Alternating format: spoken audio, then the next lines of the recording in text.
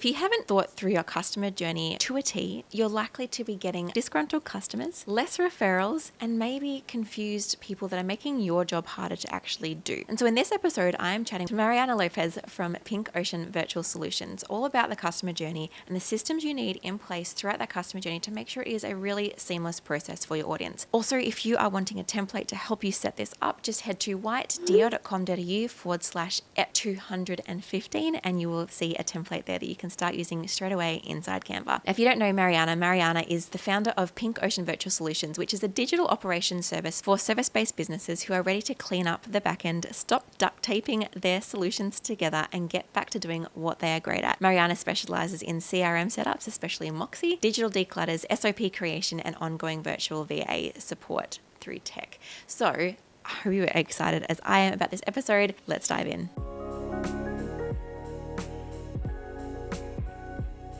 Welcome, Mariana, to the podcast. I'm so thrilled to have you. How are you doing? Yeah, good. Thank you so much for having me. I'm doing great. It's just a cold day in Melbourne, as you know. So Yeah. It's pretty finally, cold over here. Both of us, for a bit of behind the scenes, both of us have just been teeing up babies. And because how old is your baby? he will be 8 months in 2 weeks. So Right. So mine's about 13 months. So similar-ish seasons, a little bit different, but like we're trying to like time up naps and time up babysitters, and it wasn't working. So if this episode feels a bit cut, it's because a baby woke and we had to yeah. make that work. So thank you for making the time between baby things and life and work. I really appreciate it. No, Which thank leads you. me kind of nicely into my first question, which is, what does an average day in your life and business look like? I love to ask my guests this and get a bit of a behind the scenes of the actual stuff rather than just, oh, I'm working. Well, a day in my life when I am working, because I can only work 2 days a week, because Yeah. obviously he's too bit too small to go to daycare. So I have my mum helping out when the days that I do work. We get up, my children get up super early because, they cursed. So we get up super early, brekkie, drop the eldest one to daycare, and then go straight either to mum's. A mum comes over here and then hand over the littlest one, fed and changed and happy, Mm. usually. And then she just looks after him while I basically sprint and do client work or systems work or my own work even. And then lunch, everybody has lunch together. And then off he goes with mum again and try to pretty much finish everything I can in like an hour and a half. And then he wakes up, mum's like, see you later. And so that's my work day pretty much. Hang out with the baby, pick up my eldest one, and then husband comes home and that's it. And then in the evenings, once everyone's gone quiet and everyone's gone to sleep, I get to work again. So I'm in the bed working because I'm still breastfeeding my little one to sleep. So I'm just usually in the bed, just like typing away while he's just feeding. So a picture that will be pretty hilarious. Yep. Perfect. That sounds very similar to lots of my days, except that your son sounds like he's happier with your mum than he's happier with my mum. I had a call today and my beautiful clients are so understanding. I'm like, he normally naps during my first call, and so it's all good, but he didn't nap today because his napping is changing. And I was like, my mum kept trying to take him and he'd just start screaming again, and she'd get him for 5 minutes and then start screaming again. I'm like, okay, cool. So I've got a pot, my pot plant next to me. For those of you on the YouTube, you'll see. But on the ground under that pot is a lot of dirt on the floor because he was scooping that out. He's also knocked it over a few times. Anyway, it's a whole thing. So Yep. it keeps us on our toes, doesn't it? I know, Makes I feel yeah. very productive in the hours we have. I know, I feel Okay. like I'm an expert sprint worker now because, you only have like small amount of time. So I'm just like, get it done. I feel so lost when I have a long period of time. I'm like, what am I meant to do with all of this time? And then I start to overthink it, and then I not end up even being that productive as I would have been if I just had an hour or two. Yeah, yeah. Ugh. All right. So today's episode is going to be all about client journey and systems. And I'm very excited about it because they're two very important things to having, I think, a long-term, sustainable, successful business. So first, let's get us everyone on the same page in terms of how would you define the customer journey? Well, I would define it as, I guess it's in the name, the journey your client or your customer that you take them on. Is it a nice, ocean cruise ship, or is it, a horrible, everyone's on the raft, whatever. Nobody knows what's going on. So yeah, that's usually how I would describe it. What kind of emotions as well you want to make your clients feel and how you want them to be taken care of during the time that they're with you, from the moment they hear about your name till the moment that you finish the service, and maybe they get a referral. You get a referral from them. Yeah, yeah. So it's like that, exactly as you said, like the whole journey from them touching base with you for the very first time and like hearing the business name to all the way to working with you and then the offboarding, that whole system needs to be really considered rather than just kind of pieced together and not really considered, I guess. Yeah, exactly. Especially as small business owners or as sole traders, we need to be really emphasize on the emotion that you give people, especially when they first see you. Because if, not you don't vibe with everyone, but if you can really vibe with specific people, they'll tell their mates and their mates will tell their mates. And then, you create this community of people that just enjoy your company, your services, your vibe, and yeah, just being around you. Yeah. So what do you think the risks are then if we don't properly consider and plan out this customer journey? Well, you'll first end up chasing your tail completely all the time. You won't know what's going on next. Your clients will feel lost and they'll feel like they perhaps made the wrong investment in you, which obviously is not something you want. And your reputation as well could be at stake. People could be, if you give them a bad experience, if you go to a bad restaurant, you tell everyone.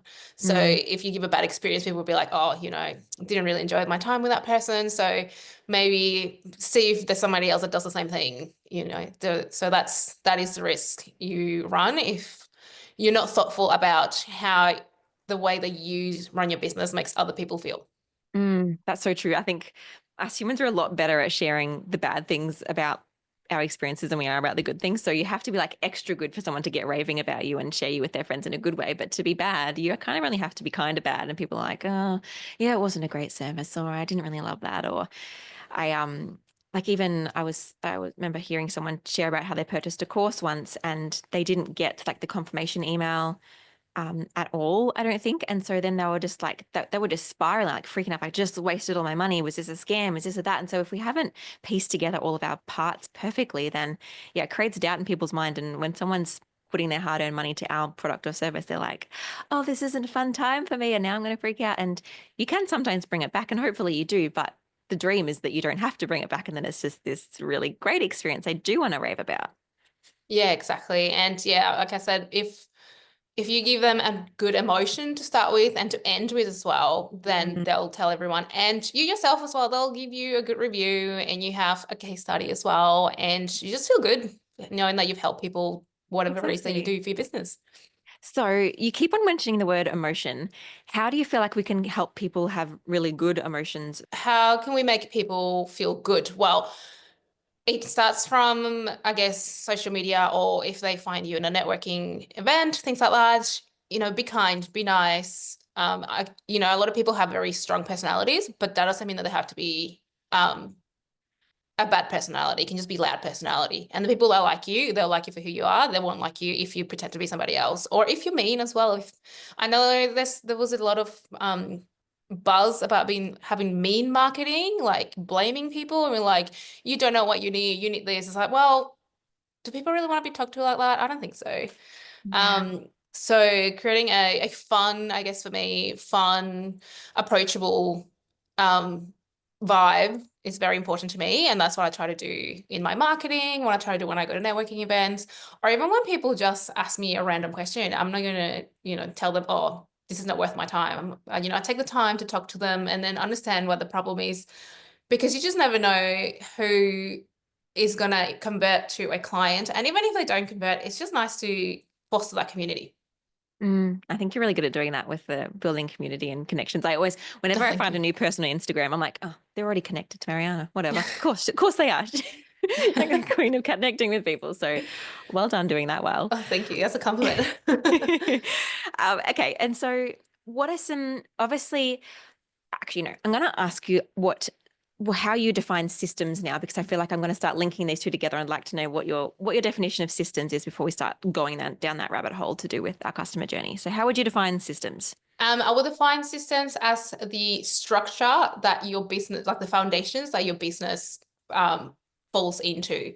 So the way that it goes in my head is perhaps like a machine, and how the machine moves like a conveyor belt, I suppose, how the conveyor belt moves the people from start to the end of the journey, and the system is the actual conveyor belt, and how, you know, the first part when they see you, what does happen there, and then in the onboarding, what happens in the onboarding, and then during the project, what happens in the project, and then offboarding, when they're off the conveyor belt, what happens in that conveyor belt. So yeah, it's just the structure. And if you create yourself systems that work for not necessarily for your schedule, but more so for like your energy levels as well, then you could really create something that not only works for your clients, but also for yourself without having to burn yourself out. Cool. And so practically, what would a good system look like? So say, for example, let's do like a bit of a case study, fake case study of maybe let's do a virtual assistant, because I know that a Perfect. lot of my listeners are virtual assistants.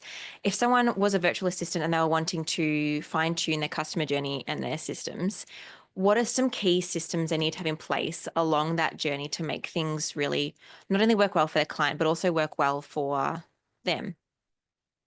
So you would have to have a good lead system and how to keep track of those leads. I personally use Moxie, but you can use anything. You can use a Google spreadsheet. If you want to be super old school, you can use, that could be your system using Post-it notes. So you can start from what's your system of acquiring leads and following up leads, and then what's your system for onboarding? Do you send them a Canva proposal, and then from that, what happens after that? How do you do your invoicing? How do you do your welcome email?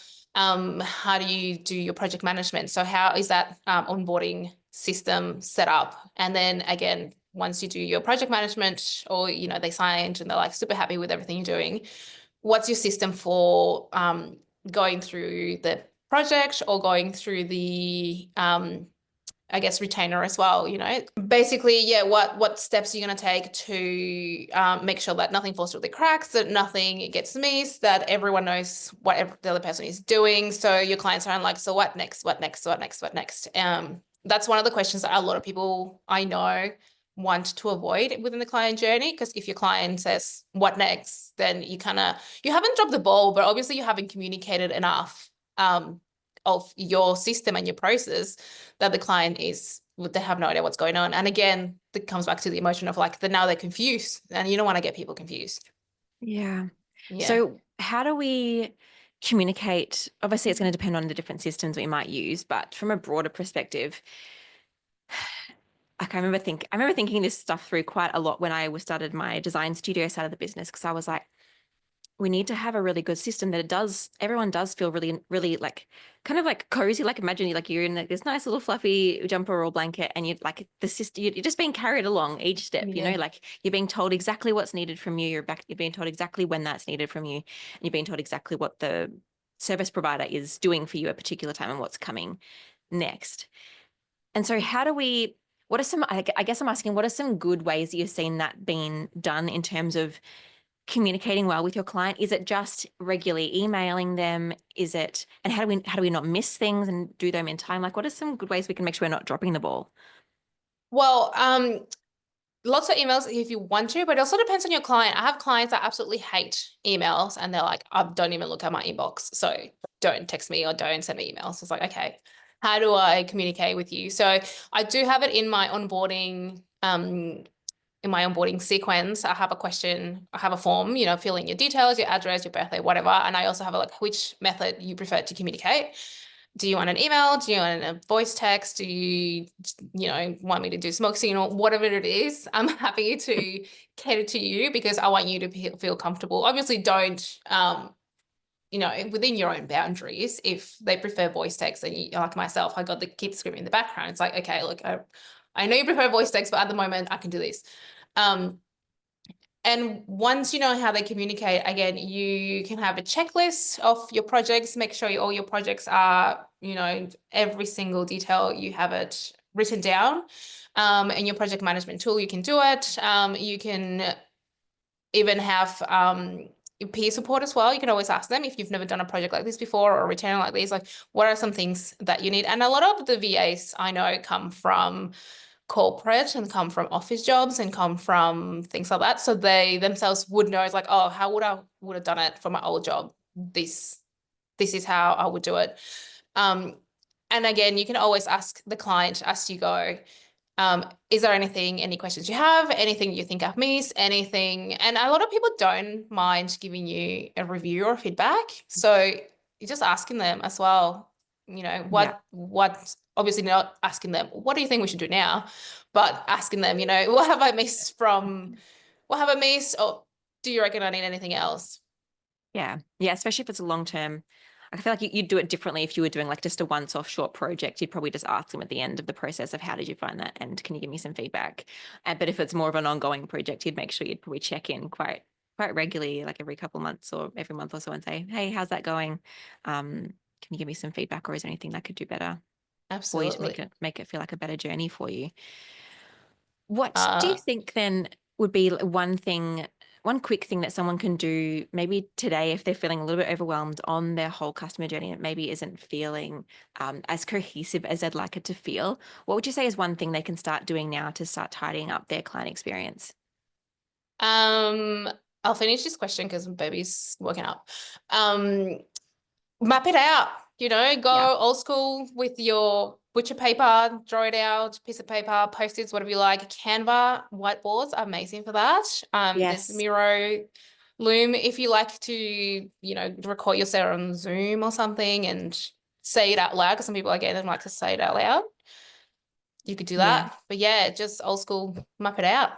Map it out, because if you're not clear on that process, there is no way you're going to be able to make it a clear and easy process for your clients as well. So I think exactly that's the first step, is actually getting clear on it, because then you can work out where are the gaps, where am I missing communicating things, where do I need to look ahead in the process and think, oh, if I need to create X, Y, and Z for this client now, I need to have X, Y, and Z thing from them at this point. So letting them know sooner rather than just getting to things saying, I can't do anything more now because you haven't given me what you needed, but I only told you yesterday. So soz. Yeah, exactly. So you can't really, if you don't communicate properly, then you can't really blame it on anyone else but yourself, which is the beauty and also, I guess, the bad thing about being a sole trader. All right, so we've got a baby in tow now. Thank you for grabbing him. Okay, so now I'd love to know, when you're connecting all these bits and pieces together, sometimes I feel like as business owners, we have all of this stuff that lives in our head and we never get those things from our head to anywhere else. And that's bad for two reasons. Firstly, we forget things. And so we might do something once and then we're like, oh, I'll remember that. And the next time you try to do it, it's wrong, or you miss something, or you do it differently and it's not as good as what you should have planned it as. And two, it means that you can never really bring on team to help you with those things because you don't have a system in place or a structure in place for how to do specific tasks. So that brings me to the topic of SOPs. For those of you who don't know, I'm assuming that means standard operating procedure.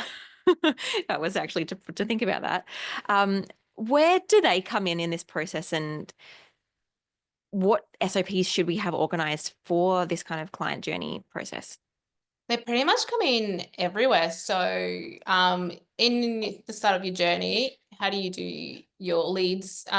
If you, especially if you are gonna outsource social media, you obviously need to tell them, oh, this is how we reply to people. This is how often we reply to people. This is what we do.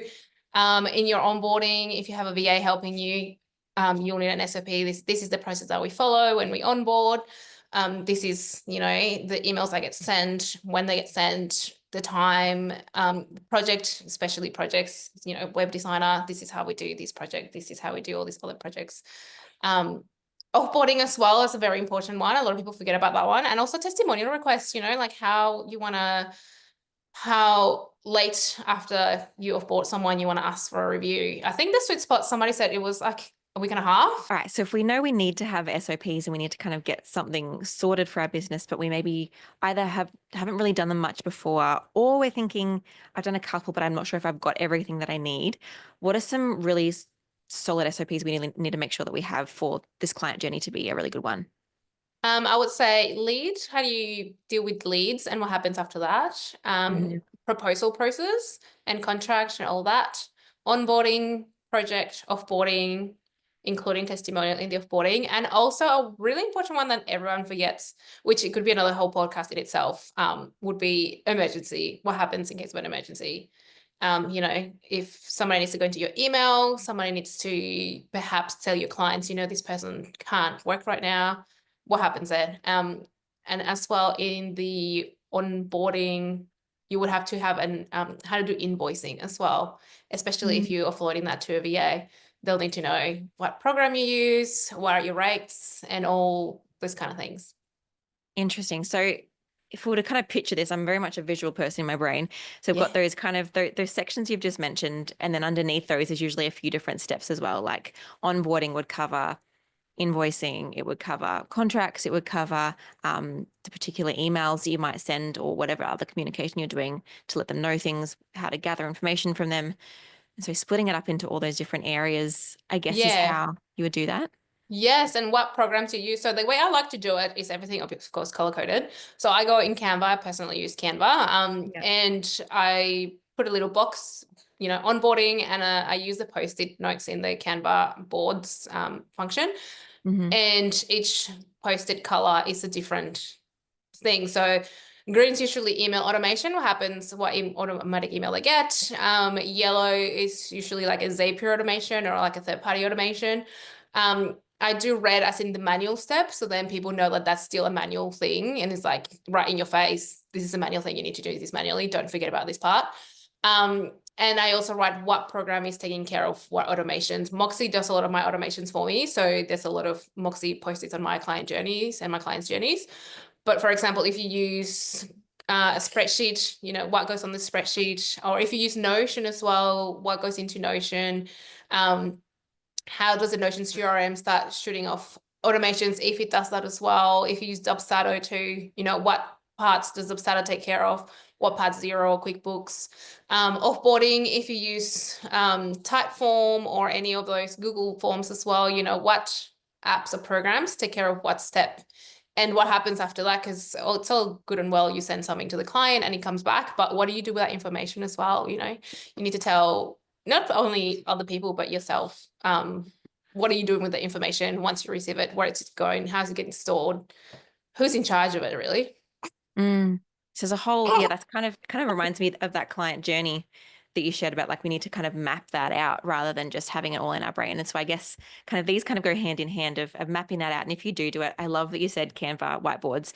Everyone listening, if you are not currently using Canva whiteboards and you have a Canva account, I totally recommend doing this in terms of Canva whiteboards are just like an endless size document that you can just put anything random on and just design and move things around. And it's just such a great way to track things. So maybe sit down today, if you haven't already, and make yourself a bit of a client journey, mapping out what you do know already, maybe adding in different instructions around different actions that need to happen at different times. I love the colored Post-it note idea. That is genius. And mapping all of that out, because I think that starts to bring you a whole lot of clarity and helps you to start to see where the holes are in whether it's your systems or whether it's in your communication with your client. To making sure, like what you mentioned at the start, that we don't lose people along the way. We don't end up having a bad client experience and someone's like, oh, I hate this. I feel really confused and I'm really, really lost in this process. Because you can have a really great offering, but if your client journey is really sucky, people are then they're not going to trust that. It's kind of like what I say about branding. I say, like, you can have a really great offering, but if your branding doesn't show how great you are, people aren't going to trust it. Whereas if your client journey doesn't show how great you are and makes people question it, they're going to also kind of fall off the end there. So I think that's really, really useful. And I think we sometimes overcomplicate things, but in essence, it's literally just making ourselves sit down and do this work. I'm sure you could use ChatGPT at some points to help you kind of think things through if you're getting a little bit stuck as well. But yeah, I think that's such a great point. So if people are thinking, I would love to get maybe some help with this, or maybe some more ideas or some more inspiration in this whole area of systems or in client journey, how can we get in touch? Instagram at PinkOceanBS. I'm on Threads a lot. Threads is actually really good for engagement and leads, at PinkOceanBS again. And yeah, just my website, pinkoceanbs.com.au. Amazing. Thank you for that. And all of those links will be in not the threads, but all of them will be in is it in the threads? Anyway, all of the links are going to be in the description. So make sure you hit up Mariana if you are wanting to give her a bit of a follow and a check her out. And thank you so much for doing this with Bubs. I'm going to let you go. I really appreciate your insight and your input, and I can't wait to see how people are implementing this or their own customer journeys into their life and business. Thank you so much. We'll see you later. So thank you for watching that one. Thank you for bearing with me and Mariana, as like parenting is a wild ride. And so I'm so grateful that we were able to create this episode even while Mariana had a baby. Thankfully, my baby was happy at the time, which has not happened for all of my episodes. So thank you for joining us. And again, like I mentioned, make sure you go to whitedeer.com.au/EP215, EP215. And there you'll be able to download a free Canva whiteboard template to help you start mapping out your own customer journey. Thanks for joining us, and I hope to see you next week for that episode.